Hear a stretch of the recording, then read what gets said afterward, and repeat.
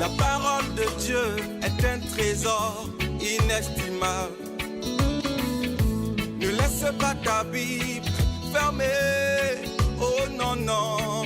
Lis-la, médite-la, nourris-toi. Lis-la, médite-la, nourris-toi. Bonjour. Aujourd'hui, c'est à propos de l'un des mots les plus détestés et souvent sujet à confusion que je désire vous parler. C'est donc le mot péché. Mais que n'a-t-on pas dit à son sujet? De fait, dans la Bible, ce mot signifie simplement passer à côté de la cible. Imaginez ici simplement une flèche tirée d'un arc qui manque, qui rate l'objectif visé. Le péché, c'est ainsi passer à côté de ce que Dieu souhaite de bien pour nous.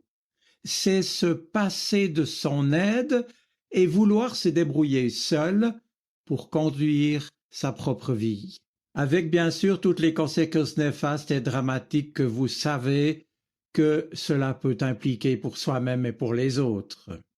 Bref, le mot hébreu « rata », traduit par « péché » en français, exprime l'idée d'un manquement, d'un faux pas, d'une erreur ou d'une faute.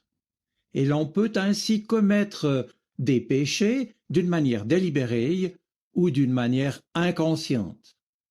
Mais, nous dit l'Écriture, dans les deux cas, le péché perturbe la relation entre Dieu et celui qui est ainsi qualifié de pécheur. Elle peut même perturber la relation entre Dieu et toute la communauté en présence.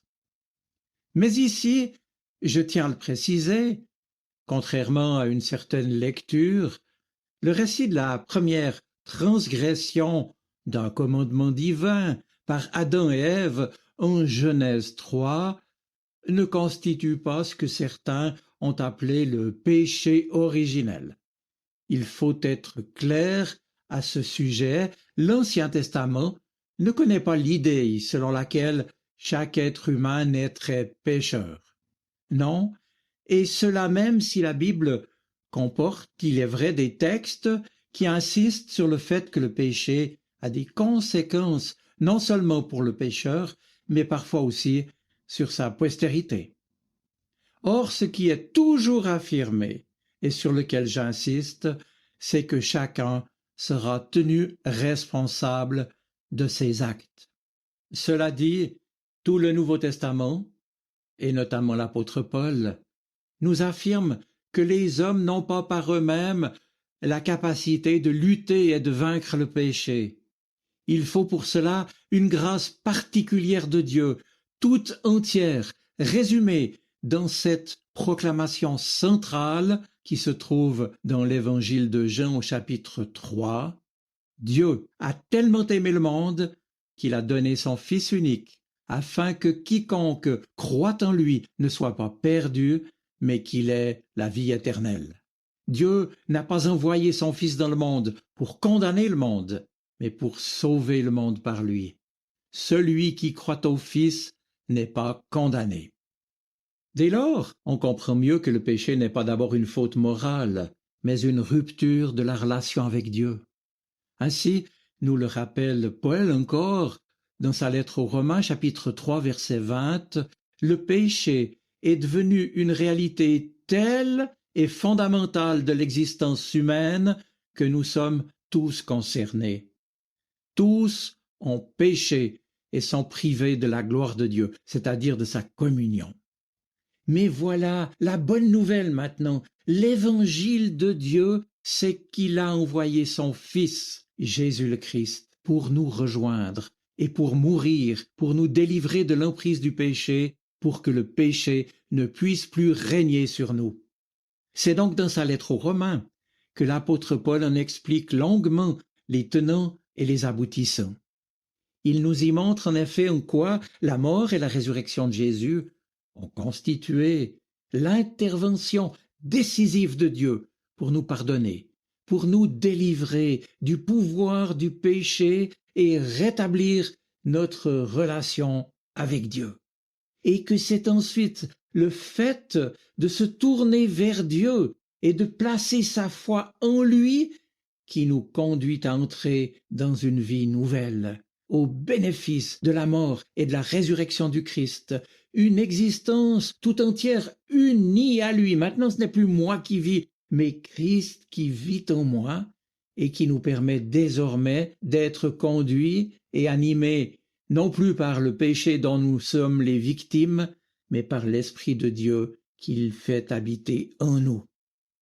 C'est sans doute la parabole dite du Fils prodigue que l'on trouve en Luc chapitre 15 qui illustre ce mouvement de retour, de conversion, qui éclaire le mieux ce que Dieu attend de chacun de nous, lui qui nous attend, lui qui nous tend ses bras grands ouverts pour nous pardonner et nous accueillir dans la joie, comme le Père de la parabole.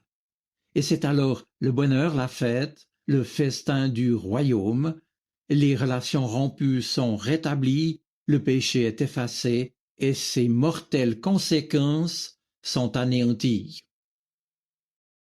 Mes amis, que pouvons-nous encore retenir de tout cela? Eh bien, que c'est Dieu seul qui a pu rétablir une situation si gravement compromise par notre refus de Dieu et la rupture de notre relation avec lui, issue de notre volonté de nous passer de lui et de vivre notre vie par nous-mêmes. Cette démarche est une démarche de grâce, la démarche de son amour gratuite pour chacun de nous, à savoir donc le don de la vie du Christ pour nous. Mais alors, il faut savoir aussi, et j'insiste, que l'efficacité, si je puis dire, de ce qu'il a accompli pour nous sur la croix ne se réalise que dans la confiance et l'amour en retour que nous pouvons placer en lui et qui s'éveille dans notre propre cœur. Le don annule la faute et rétablit la relation avec Dieu. La fatalité du péché est rompue et désormais on peut vivre devant Dieu et avec lui en lui disant « Père, Abba, Père, c'est avec toi que je veux vivre ma vie, c'est toi qui prends soin de moi. » Je vous souhaite une bonne semaine, soyez bénis. Amen. La parole de Dieu est un trésor inestimable. Ne laisse pas ta Bible fermée. Oh non, non. Lis-la, médite-la, nourris-toi. Lis-la, médite-la, nourris-toi.